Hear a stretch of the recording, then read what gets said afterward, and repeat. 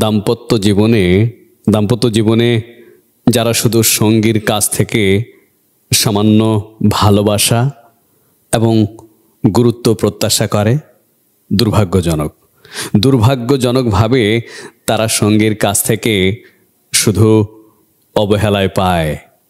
সঙ্গীর কাছ থেকে সামান্য ভালোবাসা এবং গুরুত্ব পেলেই যারা হাজারো দুঃখ, কষ্ট, অভাববোধ বুকে নিয়েই নিজেকে সুখী ভাবতে পারে, ঠিক তারাই সঙ্গীর ভালোবাসা থেকে বঞ্চিত হয়। দাম্পত্য জীবনে ভালোবাসা খুবই দুর্লভ, যেখানে দায়িত্ববোধ এবং আত্মত্যাগের মাধ্যমে মানুষ ভালোবাসাকে এড়িয়ে চলে। যারা ভালোবাসে তারা আবার ভালোবাসা পায় না।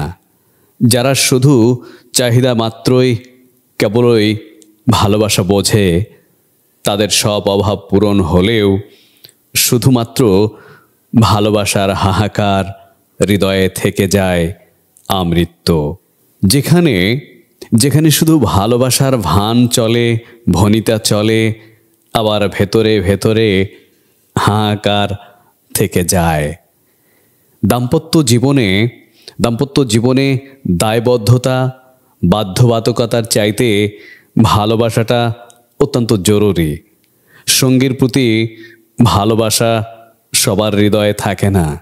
গুরুত্ব, টান এবং মায়া দিয়ে সঙ্গীর মন সবাই ভরিয়ে দিতে পারে না। সঙ্গীর মন বোঝার চেষ্টা করা, তার চাওয়া পাওয়াকে সব মানুষই গুরুত্ব দিতে পারে না। ভালোবেসে পাশে থাকা আর শুধুমাত্র দায়বদ্ধতা থেকে পাশে থাকার মাঝে একটা আকাশ জমিন পার্থক্য থেকে যায়। সেই ছোট্ট থেকে যারা দাম্পত্য জীবনে সঙ্গীর কাছ থেকে স্রেফ ভালোবাসা, গুরুত্ব এবং আদর প্রত্যাশা করে, তারা আজীবন শুধু সঙ্গীর কাছ থেকে অবহেলা, অনাদরের শিকার হয়। ভালোবাসার জন্য মানুষ অনেক কিছুই করে, অনেক কিছু ত্যাগ করে, অনেক কিছু বিসর্জন দেয়। অথচ দাম্পত্য জীবনে স্বামী স্ত্রী পরস্পর ভিন্ন স্বভাবের দুটো মানুষের, কেউ কাউকে না বোঝার কারণে দাম্পত্য জীবনকে বিষিয়ে তুলে খুবই মারাত্মকভাবে।